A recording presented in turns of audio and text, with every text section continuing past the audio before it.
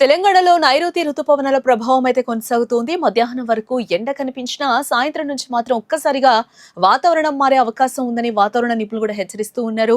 ముఖ్యంగా హైదరాబాద్తో పాటు పలు జిల్లాల్లో ఈ సాయంత్రం నుంచి రాత్రి వరకు ఉరుములు మెరుపులతో కూడిన వర్షాలు పడే అవకాశం ఉందని అంచనా వేస్తూ ఉన్నారు.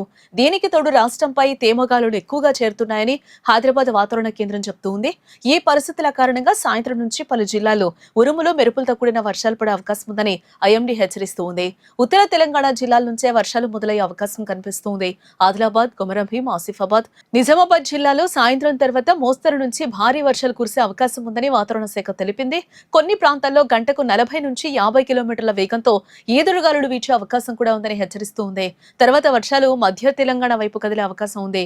సంగారెడ్డి, మెదక్, సిద్దిపేట, వికారాబాద్, రంగారెడ్డి జిల్లాల్లో ఉరుములు మెరుపులతో కూడిన వర్షాలు పడే అవకాశాలు ఎక్కువగా ఉన్నాయని అధికారులు కూడా చెప్తూ ఉన్నారు. పశ్చిమ తెలంగాణ ప్రాంతాల్లో కొన్ని చోట్ల వర్షం తీవ్రత ఎక్కువగా ఉండే అవకాశం ఉందని కూడా అంచనా వేస్తూ ఉన్నారు.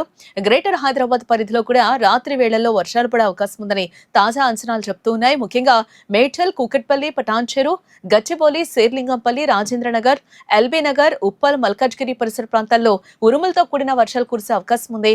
సాయంత్రం 6 గంటల తర్వాత మేఘాలు వేగంగా ఏర్పడి రాత్రి 8 నుంచి 11 గంటల మధ్య నగరంలోని పలు ప్రాంతాల్లో వర్షం కురిసే అవకాశం ఉందని కూడా వాతావరణ నిపుణులు అయితే చెప్తూ ఉన్నారు. అటు దక్షిణ తెలంగాణలో కూడా వర్ష సూచనలు ఎక్కువగానే కనిపిస్తూ ఉన్నాయి. నల్గొండ, సూర్యాపేట, మహబూబాబాద్, వరంగల్, హన్మకొండ జిల్లాలో మోస్తరు నుంచి భారీ వర్షాలు పడే అవకాశం ఉందని ఐఎండీ కూడా చెప్తూ ఉంది. ముఖ్యంగా నల్గొండ, మహబూబాబాద్ జిల్లాల్లో కొన్ని చోట్ల భారీ వర్షాలు కురిసే అవకాశం ఉందని హెచ్చరికలు జారీ చేసింది.